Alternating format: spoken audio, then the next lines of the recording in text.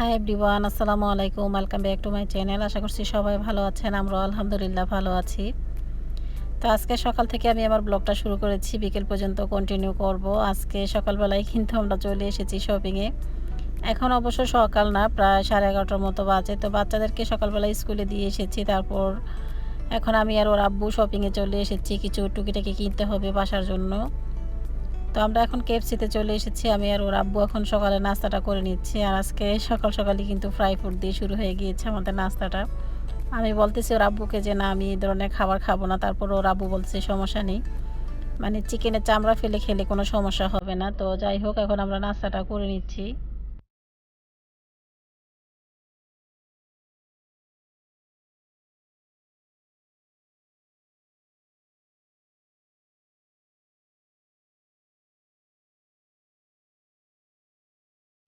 আর আমরা আজকে যে শপিংটাতে এসেছি এটা হলো টেস্কো। টেস্কো আমাদের বাসা থেকে প্রায় একটু দূরে। তো টেস্কোতে আজকে কিছু কেনাকাটা করেছি। এমনিতে টেস্কোতে আমার তেমন বেশি আসা হয় না।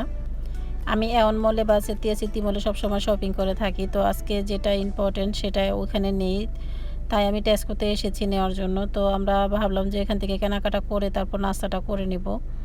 তো আজকে নাস্তাটা খেতে অনেক বেশি লেট হয়ে গিয়েছে। আমরা অবশ্য বাচ্চাদেরকে সকালে যখন স্কুলে দিয়ে এসেছিলাম তখন অবশ্য নাস্তা করেছি। তো এখন আবার ওর আব্বু বলতেছে যে প্রায় এখন 10:30 বা 11টার মতো বেজে গিয়েছে, চলো আমরা এখান থেকে কিছু হালকা পাতলা খাবার খেয়ে তারপর বাসায় চলে যাব। তা আমরা অবশ্য শপিংটা করে ফেলেছি, টুকিটাকি কিছু কেনাকাটা বাকি ছিল সেগুলো করে নিয়েছি।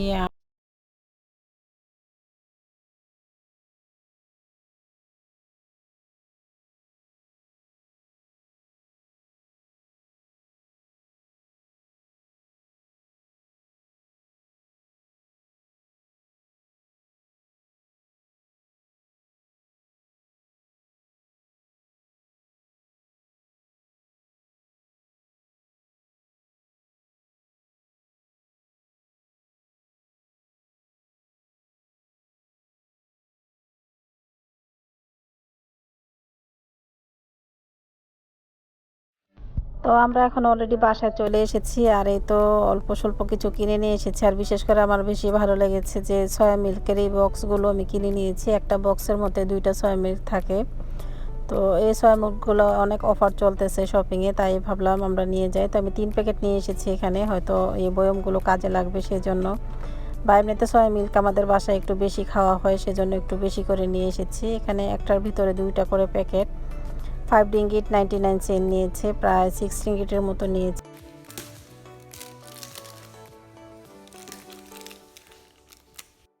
আর সব সময় আমি যে বাজারগুলো করে থাকি সব বাজারগুলো আপনাদের সঙ্গে শেয়ার করে থাকি। আসলে ইদানিং তেমন বেশি আপুদের কমেন্টের আনসারগুলো দেওয়া হচ্ছে না। অনেক আপুরা আমাকে খুব সুন্দরভাবে কমেন্ট লিখে। তো আমার যারা রেগুলার ভিউয়ার্সরা আছে তাদেরকে অসংখ্য ধন্যবাদ জানাই আমার পাশে থাকার জন্য। আসলে আমি যতদিন পর্যন্ত অসুস্থ আছি ততদিন পর্যন্ত আমি ভিডিওগুলো তেমন বেশি ভালোভাবে মেক করতে পারতেছি না। সেটা আমি প্রত্যেকটা ব্লগে বলে দিচ্ছি। আমি জাস্ট ব্লগগুলো মেক করে আপলোড দিচ্ছি। যারা আমার জন্য ওয়েট করে, মানে আমার ভিডিওর জন্য ওয়েট করে, তাদের জন্যই এই ভিডিওগুলো আমি মেক করি। জাস্ট কীরকম হয় সেটা আমি সঠিক জানি না অবশ্য।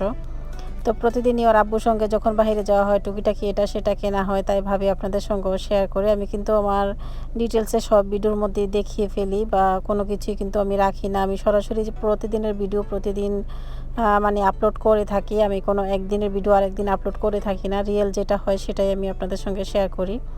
তো যাই হোক, আমি টুকিটাকি কিছু কিনে নিয়েছি। আমি কিছু ক্যান্ডেলস, তারপর বাসায় পরার জন্য স্লিপার নিয়েছি, এখানে বাচ্চাদের জন্য টুকিটাকি খাবার নিয়েছি। আর এই ক্যান্ডেলগুলো খুবই ভালো, আর এটা স্মেলটা এত সুন্দর যে ঘরের মধ্যে যখন জ্বালানো হয় খুব সুন্দর একটা গ্রান আসে এটা থেকে। এটা স্মেলটা হলো বেলি ফুলের গ্রানটা, সেজন্য আমার কাছে আরও বেশি ভালো লাগে। তো আমি ক্যান্ডেলটা নিয়ে এসে তারপরে তো ক্যান্ডেল স্ট্যান্ডের মধ্যে এখন দিয়ে দিচ্ছি। আর সালমানকে বলতেছি লাইটার নিয়ে এসে তারপর ক্যান্ডেলটা জ্বালিয়ে দাও। তো খুবই সুন্দর একটা স্মেল আসে বাসার মধ্যে, খুব সুন্দর, আমার কাছে ভালো লাগে।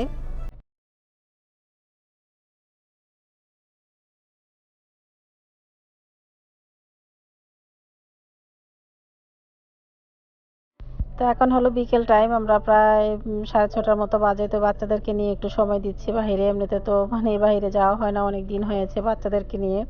আর ওর আব্বুও বলতেছে যে অনেকদিন আমরা বাহিরে যাইনি। আসলে আমি যতদিন অসুস্থ ততদিন কিন্তু এমনিতে একদম ফ্রেশ হয়ে কখনো বাহিরে যেতে পারিনি। সবসময় তো আগে আমরা শনিবার রবিবারে বাহিরে যেয়ে থাকতাম, আর এখন আর তেমন বেশি আগের মতো যাওয়া হয় না। তো যাই হোক, আল্লাহ তালা যেদিন সুস্থ করবেন সেদিনই হয়তো আগের মতো আবার আমার লাইফটা শুরু হবে। এখন তো আমার লাইফ কোনো রুটিনে নেই, সকাল থেকে বিকেল পর্যন্ত একটু রুটিন এলোমেলো হয়ে যাচ্ছে। তো বাচ্চাদেরকেও একটু সময় দিচ্ছি, বললাম আচ্ছা ঠিক আছে আসো আমরা বাইরে একটু ঘোরাফেরা করে আসি। আর আজকে বিশেষ করে আরবি টিচার আসবে না, সেই জন্য ওরা বাহির হয়েছে আমাদের সঙ্গে।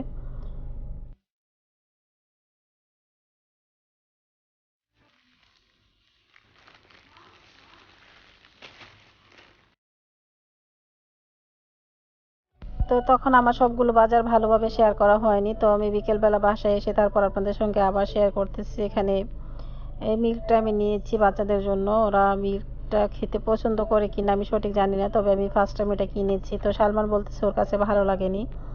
আর এখানে কিছু সবজি নিয়ে বিকেল টাইমে ওদেরকে সবজিটা রান্না করে দেওয়া হবে, সেজন্য সবজিটা নিয়ে এসেছি। আর এরকম সবজি কিন্তু আনার সঙ্গে সঙ্গেই কিন্তু ওগুলো মানে রান্না করে খেয়ে ফেলতে হয়, তেমন বেশিক্ষণ ঘরে রাখা যায় না, তাহলে সবজিটা নষ্ট হয়ে যায়। আর এখানে মীরার জন্য কিছু হেয়ার ব্যান্ড নিয়েছি। ওকে আমি অনেক হেয়ার ব্যান্ড কিনে দিই, অথচ হেয়ার ব্যান্ডগুলো হারিয়ে ফেলে, কিভাবে হারায় কোথায় হারায় সঠিকও বলতে পারি না। তো যাই হোক, এখানে কিছু ব্লুবেরি নিয়েছি। এই ব্লুবেরিটাও মীরার অনেক পছন্দের, মীরা খেতে খুব পছন্দ করে ফ্রুটসের দিক থেকে। আর এখানে কিছু বানানা নিয়েছি, এটা হলো দেশি বানানা। আর বানানা কিছুদিনের মধ্যে আমাদের গাছেরগুলো পেকে যাবে, তখন আর কিনতে হবে না। আর এখানে নিয়েছি আনারের জুস। ওর আব্বুকে বলছি বাসায় আনার আছে, এটা নিতে হবে না, তাও ওর আব্বু 2 বোতল আমাকে কিনে দিয়েছে। 1 বোতল কেনার সঙ্গে সঙ্গে কিন্তু শপিংয়ে খেয়েছি, আর 1 বোতল আমি বাসায় নিয়ে এসেছি। আর কিছু ইয়োগার্ট নিয়েছি, আর নুডলস নিয়েছি, সিডাপ নুডলস, যেটা আমার বাচ্চারা খেতে সবসময় পছন্দ করে সেটা।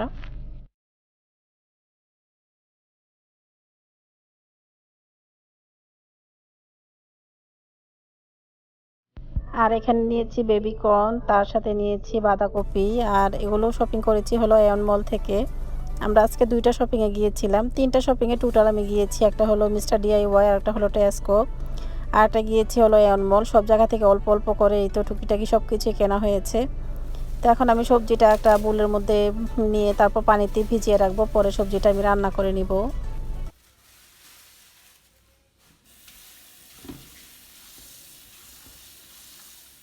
আর এই সবজিটা আমি শুধু রসুন বাগার দিয়ে একটু সয়া সস দিয়ে রান্না করব, এটা আমি আরও অনেকবার শেয়ার করেছি আমার ব্লগের মধ্যে, তাই আজকে আর শেয়ার করতেছি না। তো এখন আমি কিছু ওয়াটারমেলন কেটে নিব। ওয়াটারমেলন আনার সঙ্গে সঙ্গে কেটে নিতে হয়, যেহেতু আমরা অর্ধেক নিয়ে এসেছি সেই জন্য। আর ফুল যদি একটা নিয়ে আসা হতো তাহলে আর সাথে সাথে না কাটলেও কোনো সমস্যা হয় না, এভাবে ওয়াটারমেলনটা রেখে দিলে নষ্ট হয়ে যায়, অনেক সময় দেখা যায়। তো সালমান চাচ্ছে ও জুস খাবে, ওয়াটারমেলন জুস তৈরি করে দেওয়ার জন্য। আর আমরা তো রমজান মাসে মানে রমাদান মাসে অনেক ওয়াটারমেলন জুস খেয়ে থাকি, আর এমনিতে কিন্তু খাওয়া হয় না। তো ও বললো যে জুস খাবে, তাই ওকে জুস তৈরি করে দিব এখন।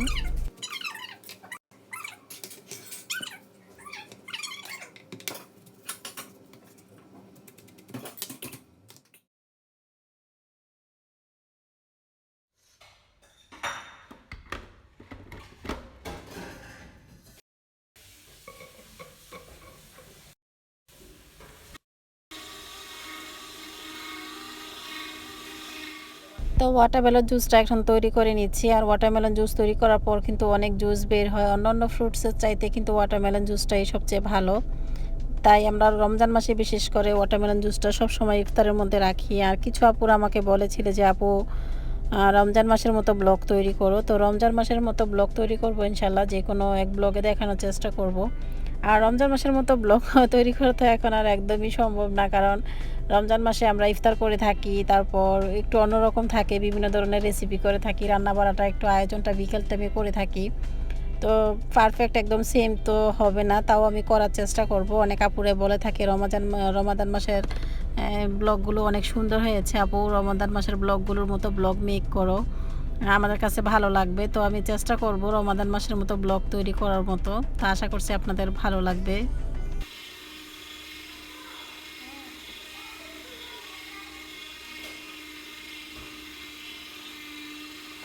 আর আমি যখন জুসটা তৈরি করতেছি তখন শালীন বলতেছে ও জুস তৈরি করবে, ইদানিং ও জুস তৈরি করা রেডি।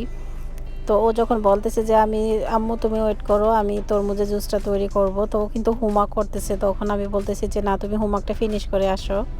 তো আসার পর দেখে ওয়াটারমেলন ফিনিশ হয়ে গিয়েছে। তো একটু স্যাড হয়ে গিয়েছে যে আমাকে দিলে না কেন।